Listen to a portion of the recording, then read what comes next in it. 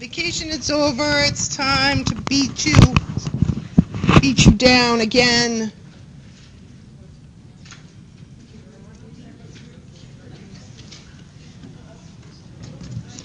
So, special senses. So we're picking up information from what system?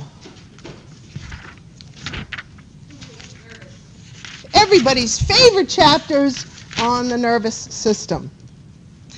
Uh-oh, we're going to have to make sure we keep them separate. Oh, all right, good. So, we're picking up information from the nervous system. Everybody's favorite again from last semester. How did everybody do on the nervous system? Good? All right, good. Because we're going to start talking about what we call the special senses. Why do you think we call them special? What caused a neuron to fire off?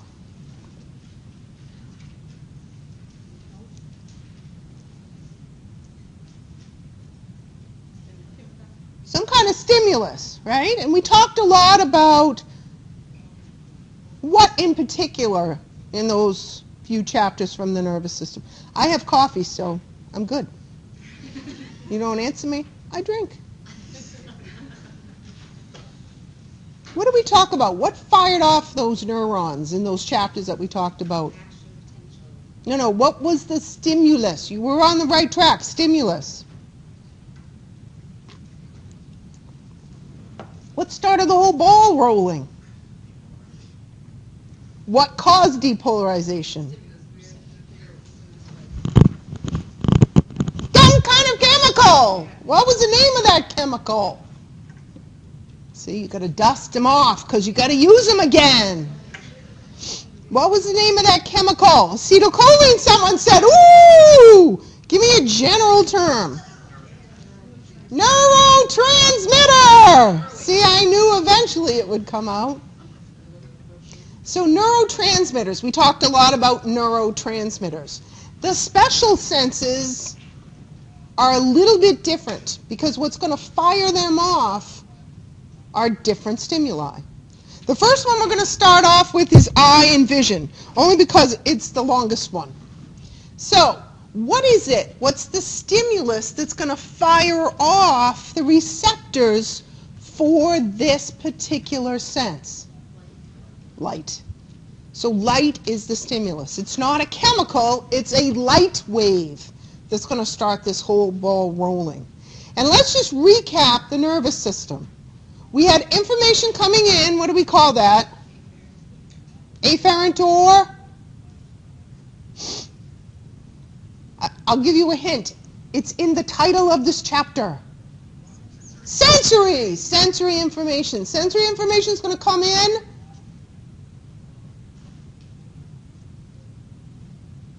And?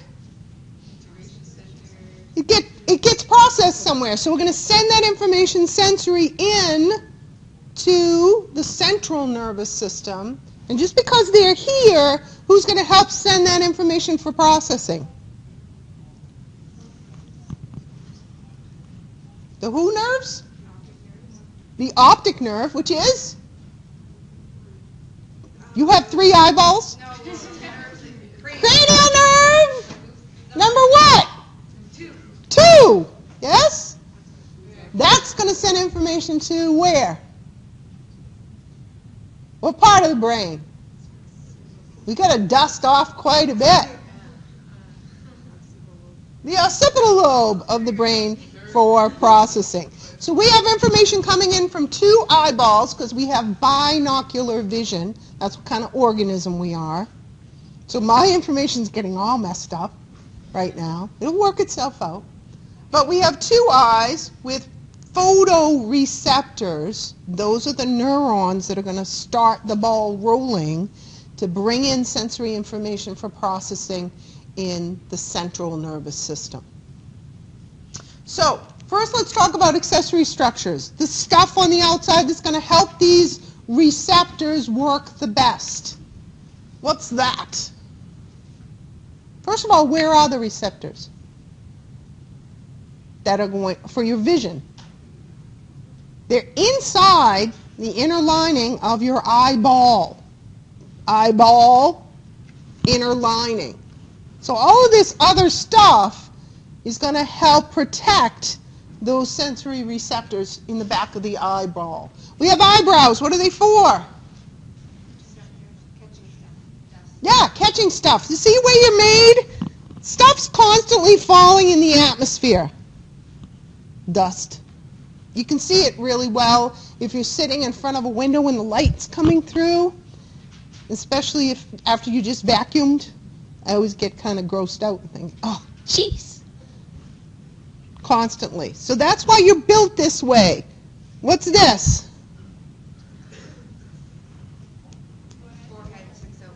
That's your frontal bone, and you have these margins that kind of stick out a little further, and there's some hairs on there to catch all that stuff. So the eyebrows are important. The other thing that's very important is your eyelids. Another name for them is the palpebrae. And why? Because it's science, and we got to mess you up with all these terms. Come on, we've got to feel important. They're called palpebrae. Why do I need eyelids? Yeah, because it's exposed, it's a mucous membrane exposed to the outside world, that nasty, rotten, outside, disgusting world. I have membranes that are going to protect my eyeball, and I have the ability to constantly kind of wash them, just like windshield wipers. So when I'm blinking my eyes, do you do that a lot? Yeah, you do it all the time. And now that I brought it up, you're probably going to do it a little bit more. Typically, you're not really conscious of it, but you're constantly blinking throughout the day. And that's to help keep moist those membranes and protect the eyeball. So we have eyelids. We also have some special glands inside those eyelids that are going to prevent your eyelids from sticking together. And if anybody's ever had an infection in that area, anybody ever have conjunctivitis? What's one of the gross things about conjunctivitis? You wake up in the morning and your eyelids are crusted together. Yeah? You've never experienced this. Hopefully you never will. But some of the glands get gunked up. And some of those important glands are things called meibomian glands or tarsal glands. And they secrete little oils that are going to help lubricate that area so you can keep opening and closing. Keep those conjunctiva, which are the membranes that cover that eyeball, nice and moist and moving well. The other thing that we're going to see on the eyelids are those little hairy things at the end. Eyelashes. And what are those for? No, ladies, they are not for gunking on mascara. Catching stuff. And what do? We go put stuff on them. Right? And if you're anything like I am, a completely uncoordinated person, you usually end up poking yourself in the eye with the silly wand. Yes? That's why I don't wear that stuff. Those are there for a reason. To catch debris, not to put debris on. So they're a very important part of the eyelid as well. Next thing they talk about is the conjunctiva. Again, the conjunctiva are membranes that are going to help keep the eye moist, protected. The other thing they talk about in the textbook are lacrimal glands. And they are also going to secrete fluids into the eye. They make what? Tears.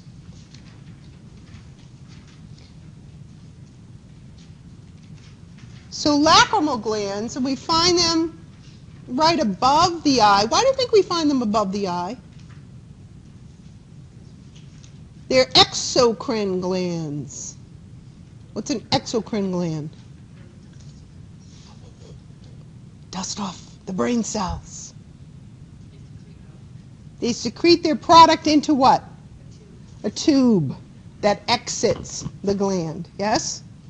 So what's their product? Tears. So if they're up here and I secrete my product through a tube pointing down, gravity's going to help me do what? Bring it down across the top of your eye. Yes? Is that like when people get punched right in their eye area, they cry? Yep. Yep. Or if you have any sort of irritation in the eye, it's going to stimulate those lacrimal glands to over-secrete as well. So if you get something in your eye and you try to get it out, you notice you produce a lot of tears also. So they're up there, good place to put them so that tears can wash across the top of the eye. Tears are formed in the lacrimal sac and then excreted out the lacrimal ducts. And ducts. Not ducks, quack, quack. Now, where do those secretions go? Yep. So they're going to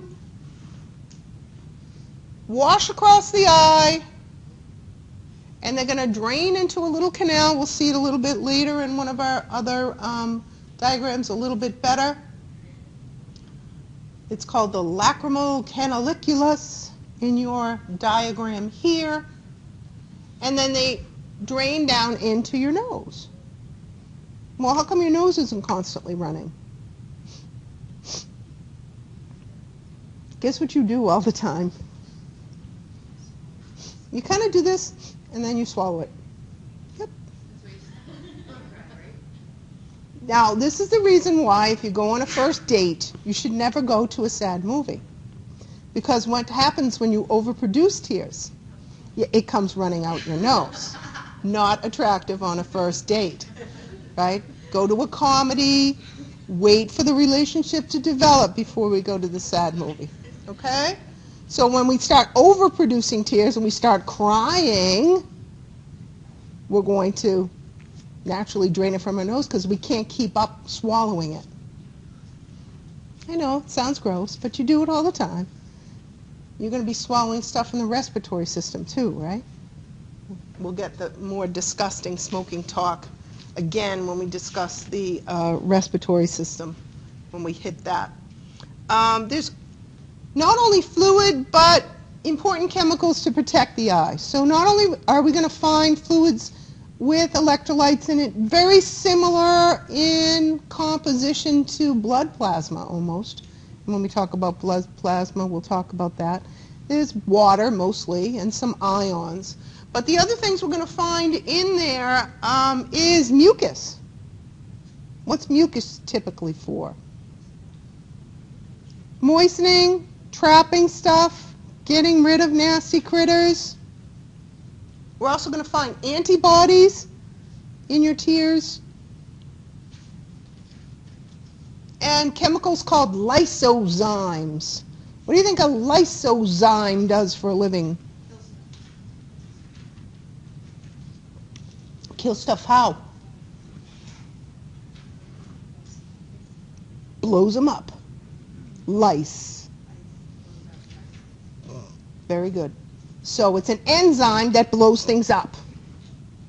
Again, anything in the environment that might have dropped into your eye that might be detrimental to your eye. Very similar to what we talked about when we talked about your acid mantle on your integumentary system. Everybody remember that? So similar chemicals we're going to find in tears. Next thing the book talks about are muscles that move your eyes. Am I going to make you memorize these? No. But we're awesome. Did you see that? We have a whole bunch of muscles that can move our eyes in a whole bunch of different directions. On page 550, we see these muscles and the actions that we're able to do because of them. Most of the cranial nerve, most of the movement of our eyes is which cranial nerve? Cranial nerve 3. But cranial nerve 6 and cranial nerve Look on the chart. 4. Oh, I should have put it in my PowerPoint. Those 2 cranial nerves are also going to help with eye movement, but most of it, oculomotor cranial nerve 3, causes most of our eye movement. So if we have trouble moving our eyes in unison because we are binocular vision, does anybody have a problem with that? I do. It's the reason I've worn bifocals since I was in junior high school, because I have a problem moving both my eyes to visualize something, and we'll talk about that when we talk about visual acuity, and we'll test that in lab. I might have problems focusing on things. Sometimes you probably heard the expression lazy eye. Anybody ever hear that? So if I have a problem moving both my eyes to visualize something, to get it in focus, I might have a problem focusing in on something when I'm trying to visualize it. So extrinsic eye muscles and their movement in unison is very important to be able to see something clearly. So they talk about some of the homeostatic imbalances under this category. Weakness of external eye muscles may cause something called strabismus. And what does that make you do? Yeah, cross-eyed. And again, what's going to happen is instead of seeing one image, you're going to see 2 images because your eyeballs aren't working in unison. So those muscles are very important. All right, structure of the eyeball, there it is. You don't see very much of it. Most of it is protected by what? The 7 bones that make up the orbit of your eye. Remember them? Ooh. Frontal bone. Maxilla, lacrimal, palatine. What do we got? Frontal, sphenoid, ethmoid, lacrimal, palatine, zygomatic. Can't remember who we're missing. Anyway, 7 of them. They create the orbit of your eye and your skull. Most of it is behind there. There's different layers that form the eyeball. And your eyeball, you're going to see when you dissect it in class. And you Tuesday lab people, that's what you're doing today?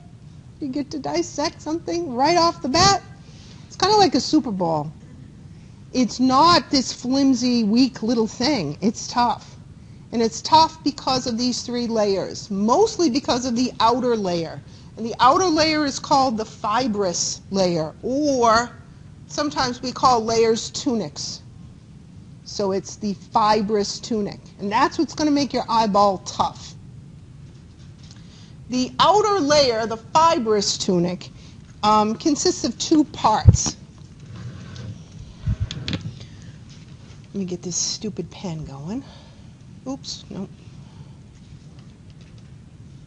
No.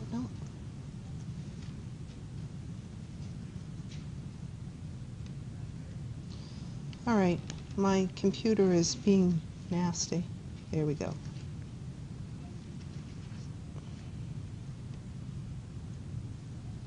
So the 2 parts to the fibrous tunic are here, that outer layer that go all the way around the eye.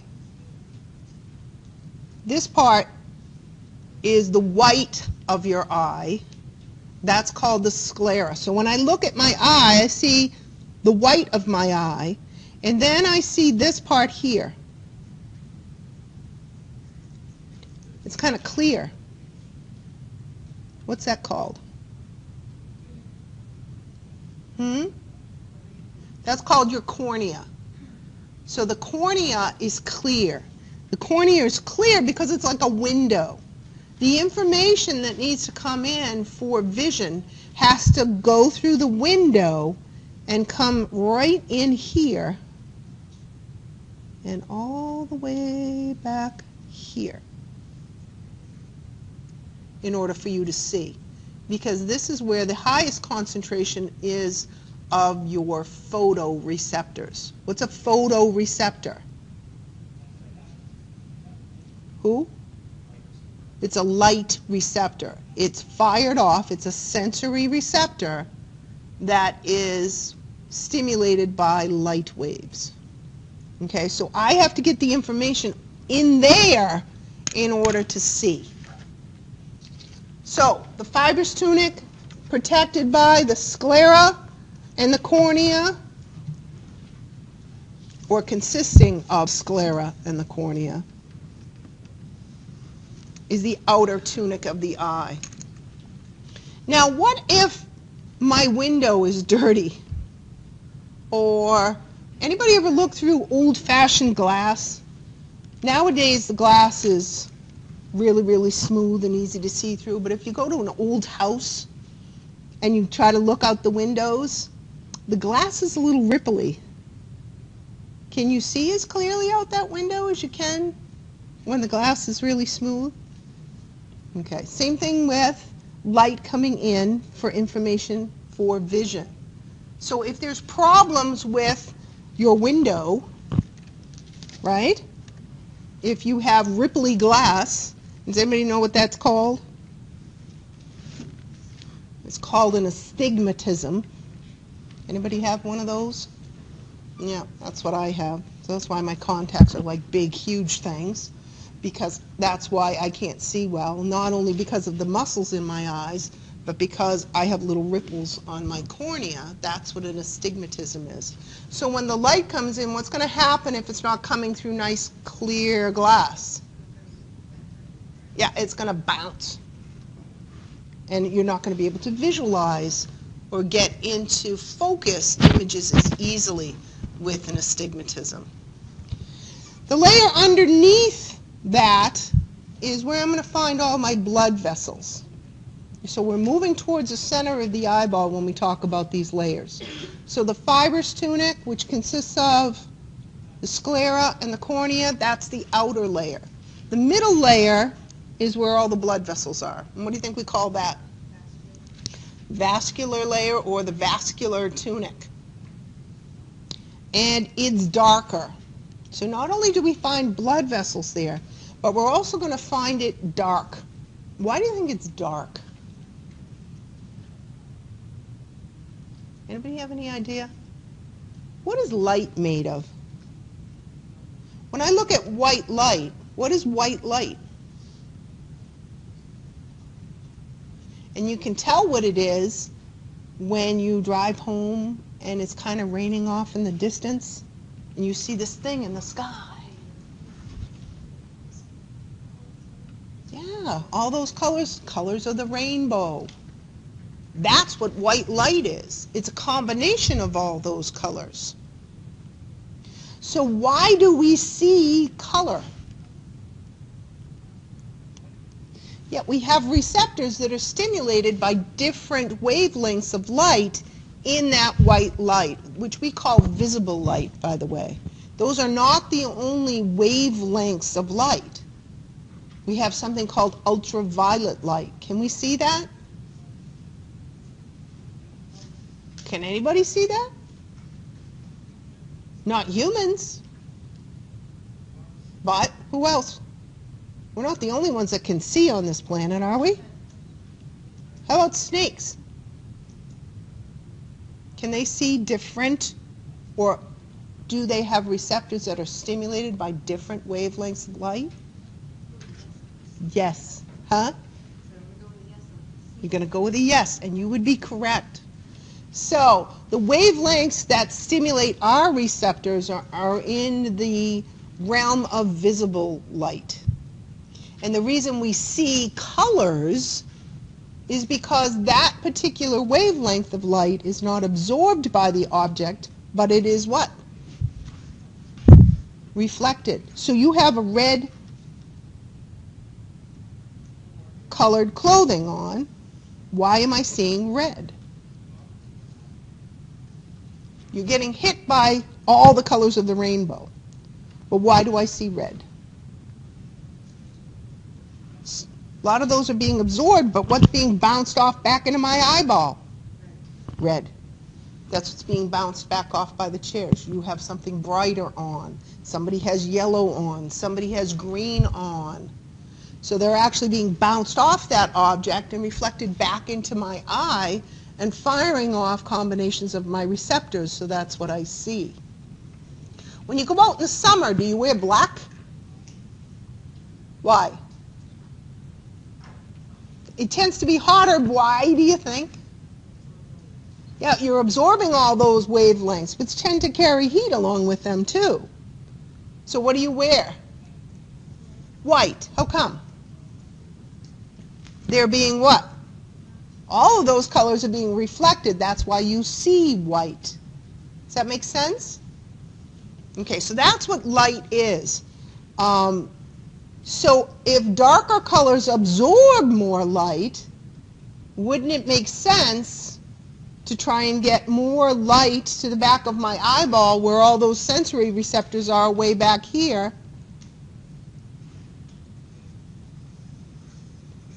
By attracting them with a dark color. Does that make sense? So when I look into the front of my eye through that window we call the cornea, what do I see?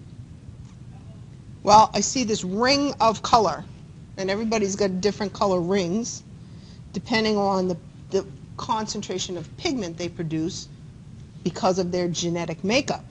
Some of us have blue eyes, some of us have brown eyes, some of us have hazel eyes, and so forth, right? That's actually pigment that's laid down on some of the muscles from this layer. Those muscles form what we call the iris right here. So that is pigmented, again, due to the production of, remember melanin, the guy that gave us this hair color when we talked about the integumentary system? Same pigment, eye color. Okay? And that is also part of the vascular layer. The other thing that we're going to find as part of our vascular layer is this region right here. And they're little muscles with strings on them. Yep, an area called the ciliary body. And that is very important because that ciliary body and those strings are going to hold a lens in place for us. Now, what's the lens for, do you think? Yeah, it's going to bend the light so that it does what?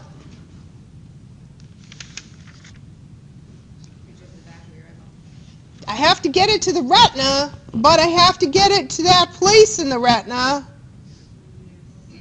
Yeah, it's called the macula luteae, and right in the center of it is called the fovea centralis. And this is my sharpest point of visual acuity. What the heck does that mean?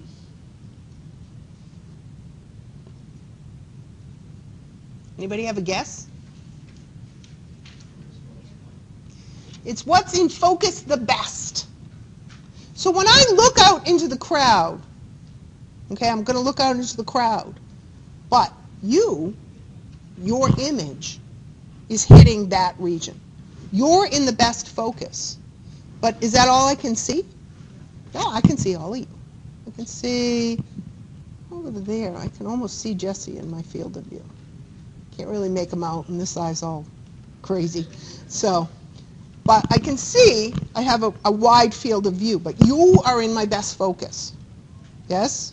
So the light that's being bounced off that image is hitting that area. All the rest is kind of hitting around there. It gives me my peripheral vision. Does that make sense?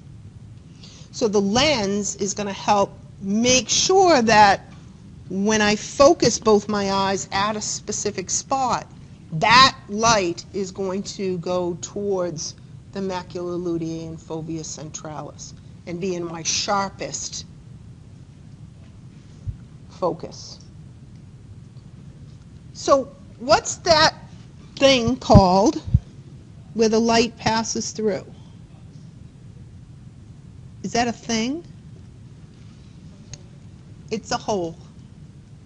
That black thing in the middle of your blue eyes or your brown eyes, It's a hole. Why is it black? And sometimes you see it all lit up and it's not black. Anybody ever take a picture and you go to look at it and you're like, pink eyes? What'd you do? The light came in and hit the back of that wall and lit up your room. So now you see it the color it should be because you turned the light on in there with your flash. Does that make sense? So you see it black because the room's dark back there. But if you turn the light on in that room with your flash, it's going to appear red. Because what's back there? A bunch of blood vessels, the vascular tunic. We're going to talk about the retina in a minute. So that's the actual color of it. The reason it looks black is because the lights are off. Yes? So the pupil is not a thing. I cannot pick up a pupil. It's just a space created by the iris, the muscles, which are part of the vascular tunic, which are going to control the amount of light that comes in. You guys are expert microscope users after last semester, right? You better be. What happens when there's too much light and you're trying to look at something under the microscope? It gets washed out, doesn't it? So you have to do what? You got to turn down the light. What's going to help you turn down the light so you can visualize something in focus? Your iris. So the iris muscles controlled by the nervous system are going to control the amount of light that comes in so you can see things sharply. Too much light, can't focus. Not enough light, can't see very well. I'm not going to be able to fire off as many receptors. When I go out at night, do I see colors?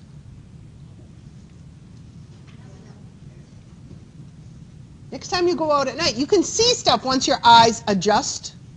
And what do you think happens to your iris when you go out at night? It opens up really wide to let in as much as possible to fire off those photoreceptors on my retina. But at night, there's still not enough light to fire off the ones that see color.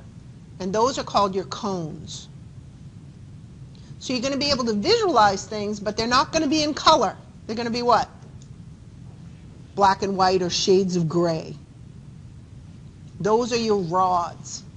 They don't need as much stimulus to fire off. Okay? So that's what we're going to find in the vascular tunic. The inner tunic, that's called the retina. In your diagram here, it's this yellow thing. And the point at which I have to get that light, also located in the retina, is the fovea centralis in a little depressed region called the macula luteae. This is where we're going to find the highest concentration of photoreceptors. And the photoreceptors in general are going to be located in the retina.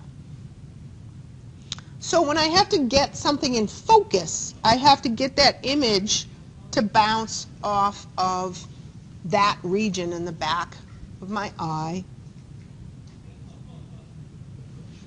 so that I can get things in focus. Now, one of the things that's going to help protect my eye is fluids.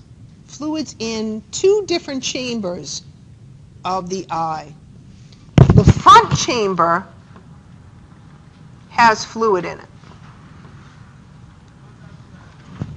And the back chamber has fluid in it. The front chamber has fluid that's constantly being produced by these guys, the ones that were holding my lens in. Yeah, they were also going to help make fluid for me, those ciliary bodies. And it's called aqueous. I'm just going to put AQ. What's aqua? water. So it's a watery substance that fills that chamber, and that chamber is in the front. So let's go back to our terminology that all of us remember. If it's in the front, do we call it anterior? So the anterior chamber, the front of the eyeball, is filled with aqueous humor, and that's going to help nourish all the cells in that region. Why do you think we need fluid to nourish cells in that region? I mean, there's probably tons of blood vessels in the cornea, right? I should hope not, because if there was, what would you be seeing right now? It would be like looking through a spider web. So just like when we talked about synovial joints were lined with cartilage, hyaline cartilage. And what was one of the characteristics about that cartilage? It was avascular. Very good. So the cornea is also avascular. So we have to have nutrients from somewhere. We're going to get them from the aqueous humor.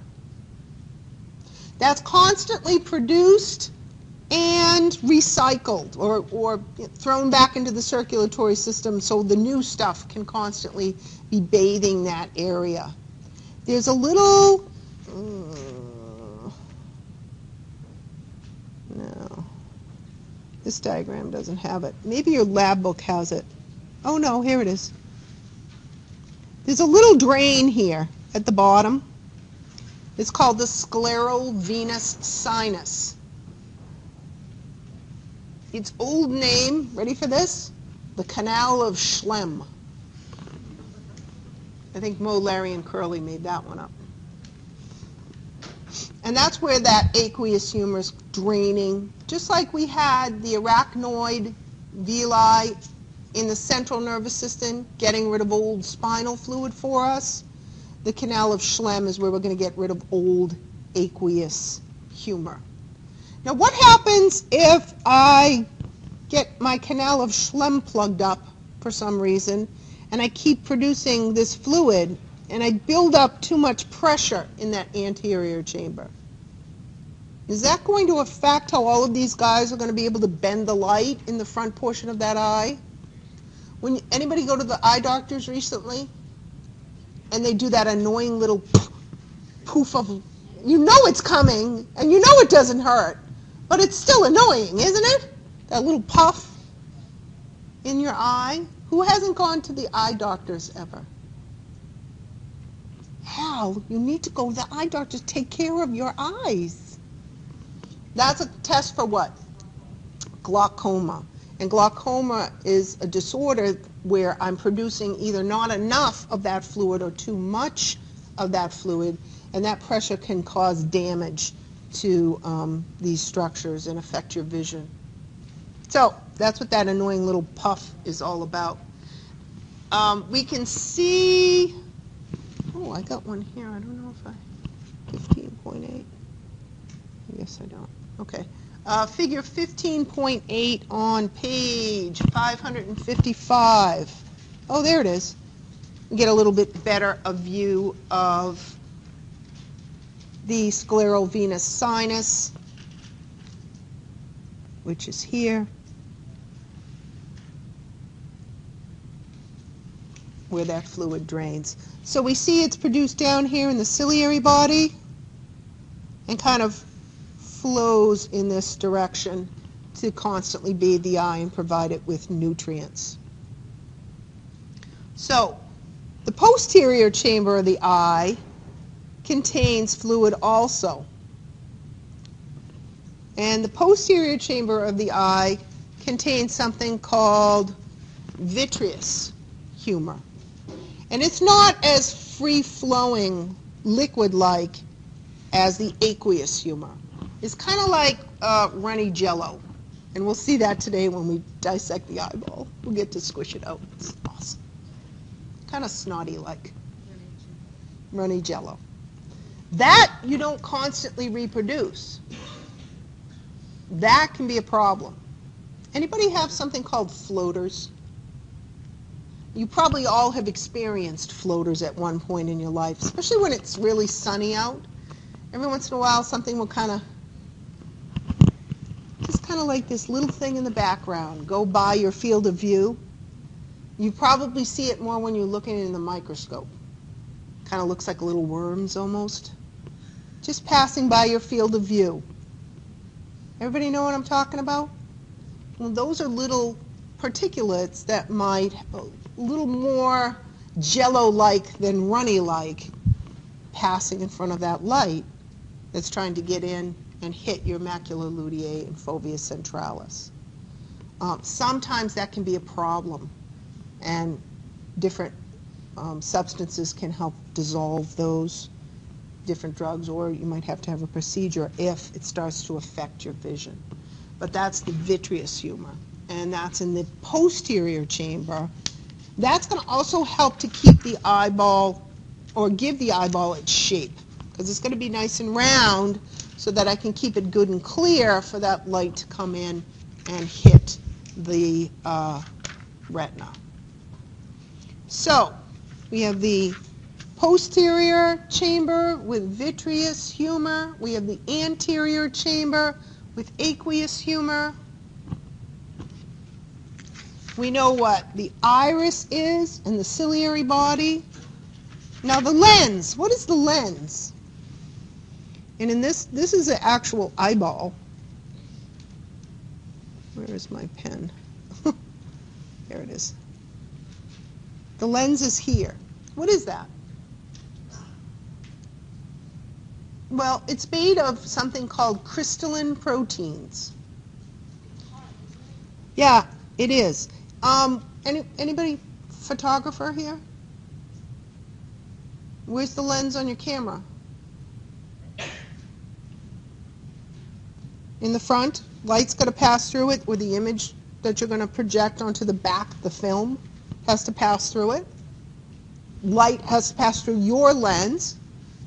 It's kind of hard, and it's actually tends to be on the clear side. When we dissect our specimens, ours is going to be kind of opaque. Anybody know why?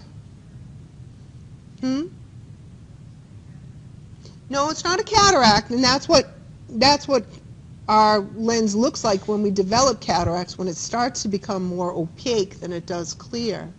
But the reason our dissection specimens look like that is because A, it's dead. So what's it not getting? Nutrients. And B, it's been sitting in some sort of chemicals to preserve it. It's a bad drawing, but the crystalline proteins kind of layer themselves just like an onion. So they wrap themselves up really, really tight to form a lens. And when you dissect your eyeball, you'll see that the lens isn't like a lens on glasses. It's almost like a marble.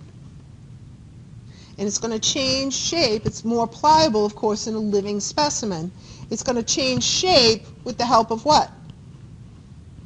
What attaches the lens so it doesn't fall around in the back of the eyeball.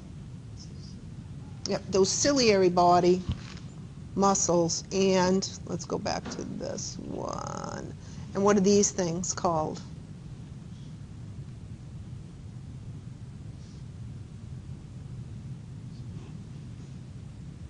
The suspensory ligaments, or the ciliary zonules. They'll pull, they'll tighten, they'll relax to change the lens so that we can reflect the light in different ways, depending on what we're looking at. Again, we're going to do a lot of this testing in lab, but when I'm looking at something up close versus looking at something far away, my pupil size is going to change, my iris muscles are going to change, and that is also going to change what my lens is doing, because those guys are all kind of attached, aren't they? See where the iris is? And then the ciliary body. So that's going to change what my lens does. So the lens is crystalline proteins wrapped up really, really tight like an onion almost. And make sure when you dissect your eyeball, you cut it in half, because you can actually see that. And that's going to help direct the light. All right, so why is it we see? Here, by the way, are some of the different stimuli that will help with contraction and relaxation of the iris muscles to determine how much light's going to come in. Parasympathetic and sympathetic divisions of the autonomic nervous system, everybody knows what I just said, right? Are going to help control the iris muscle. So if I constrict my iris muscle, what's going to happen to the size of the hole? It's going to get smaller. And when do I do that? When the policeman shines the light in your eye, or more light comes in. What do I have to do? Just like with my microscope, what do I have to do when there's too much light? I have to try and decrease the amount that's coming into my eye so I can visualize things. So when there's a lot of light, the parasympathetic division of the autonomic nervous system kicks in and causes your pupils to constrict. And there's two sets of muscles. Anybody have a fancy schmancy camera where you have to kind of focus in and you can see that little circle in the middle? And what do you have to do to the circle in the middle in order to take your picture, if you want to take a good one? Nobody has a fancy schmancy camera? You have to get them to line up just right. Otherwise your picture's not going to be what? It's not going to be in focus. So these two sets of muscles in the iris act like the lens of a camera. They have to be lined up just right, letting in just the right amount of light. And who's going to help get that image back where it needs to go besides this muscle? The lens. So moving that is going to pull the lens tighter or let it looser. And that's going to change how the light reflects and hits the back of my eye. So the sympathetic division of the autonomic nervous system is going to help do what to the size of my pupil? Make it big, dilate it, increase pupil size, which is going to do what with respect to light? Allow more light to come in. Okay, so a little bit about what's going on in the back of the eyeball. When we look at this diagram, we see what we find structurally in the back of the eyeball. What we find is that layer, the retina, and what we're looking at here is the retina here, right in that region. Back here at the back of the retina and where we have the vascular layer, we have a dark region called the choroid. What's choroid doing for me? Remember, in order to fire these receptors off, I have to attract as much light as possible. Yep, it's dark. Just like my dark shirt in the summertime. I'm going to absorb more light towards the dark colors, pull more light rays towards that, so I have a better chance of firing off my receptors. So this is the posterior aspect of the eyeball. The other thing that's important is a blood supply. So we have in this region where we're going to send all the information to the brain, that's the area of in the back of the eyeball called the optic nerve. We also find blood vessels. So let's take a closer look at the retina. The retina is, and if I fire my light here, the light is coming in this way. Is it? Nope. It's actually coming in this way. So this is the inner layer of your eyeball.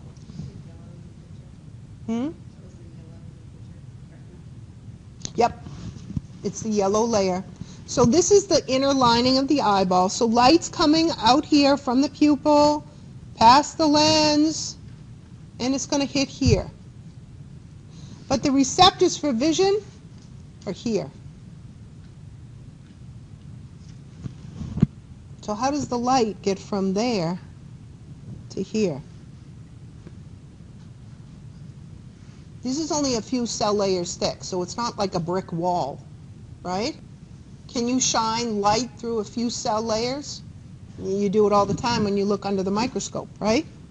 So the light shines through these layers and eventually hits the photoreceptors.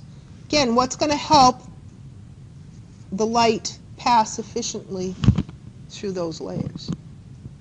That pigmented layer of the retina, the choroid, is going to be attracted towards that darkness because that's where the light absorbs most.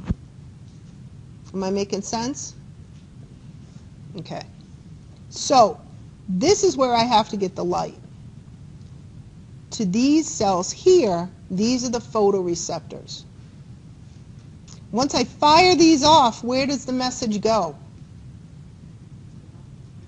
Back in this direction. And then to the optic nerve. Let's make an arrow like this. What's the optic nerve, do you think?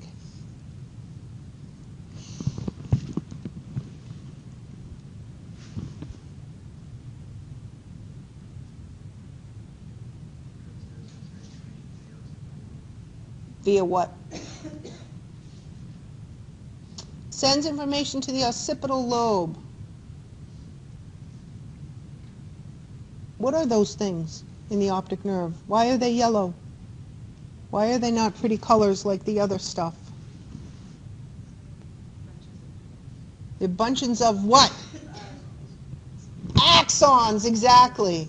So what happens when we see something is light comes in, it passes all those bunches of axons, and that's why the retina looks yellow in the diagram.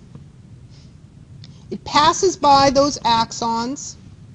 It passes by these groups of cells and is attracted to the back choroid layer.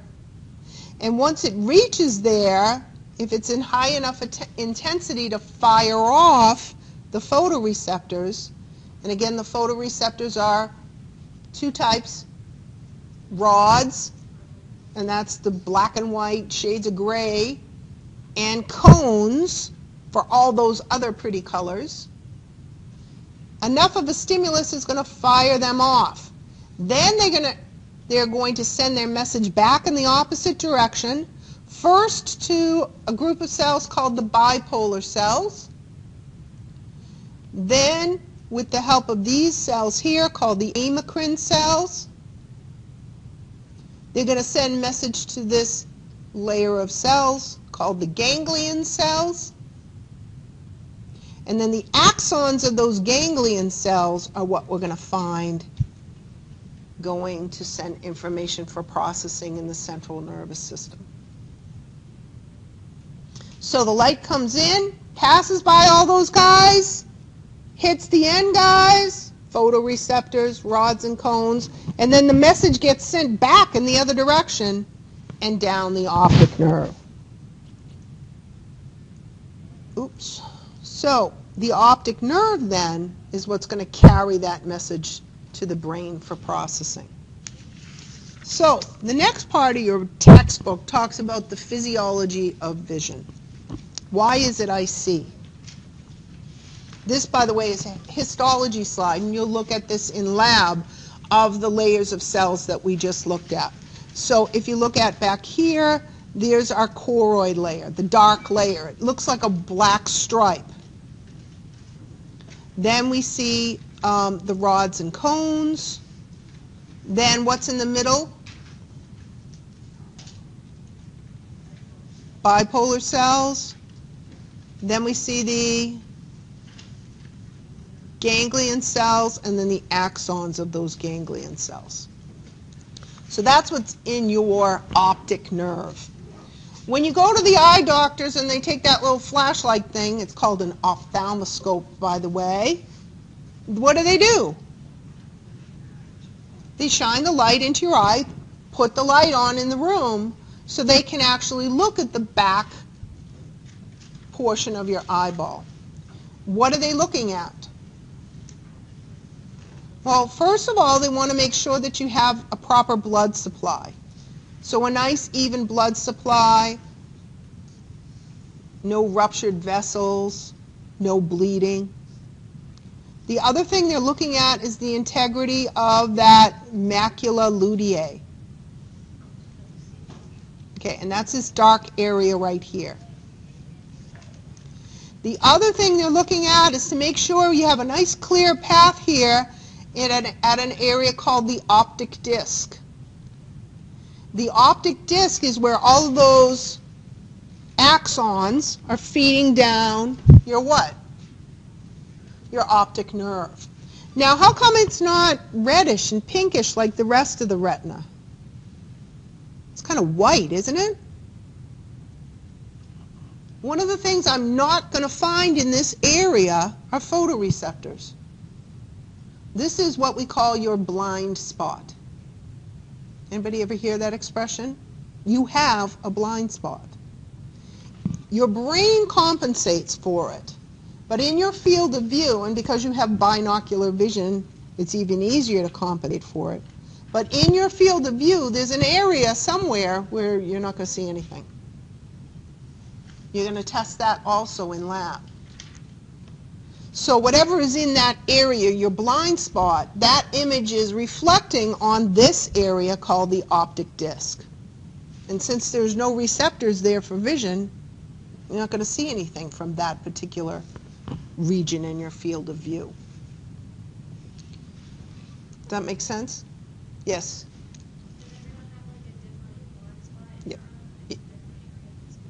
Well, physically, it's in the same place where the optic nerve begins, but because of the way your eye muscles work and because of the shape of your eyes and the shape of your head, it might be at a different place in your field of view. So yeah, everybody's is different. So you'll test that in lab.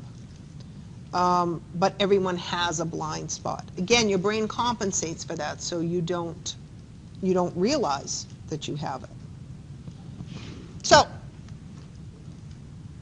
we already talked about production of good old fluid. What's that before we go on? Well, what I'm seeing with my doctor's eyeglasses is look at, and you can actually see it in the image. Isn't that cool? It's right here. Where is it?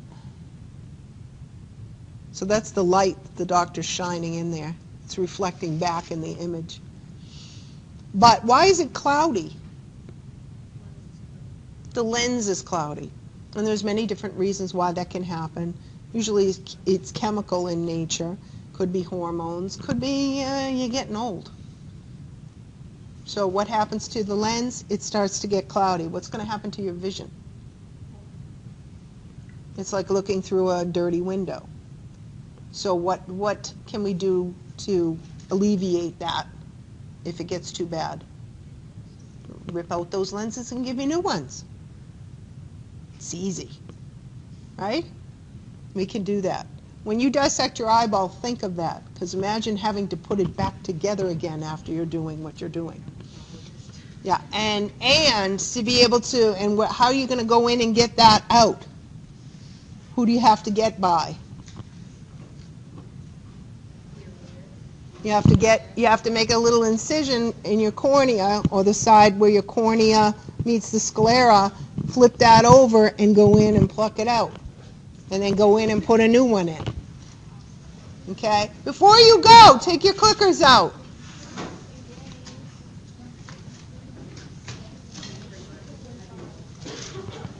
Click. Just click. Just click. Because I want to make sure that you come up with the name that I put in the clicker program. So just click anything. Kind of like an attendance click.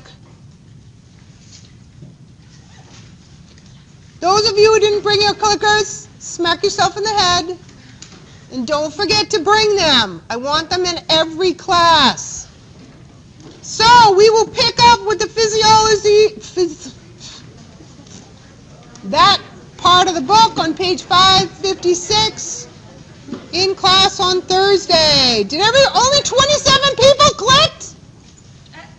That's it? Beep missed you?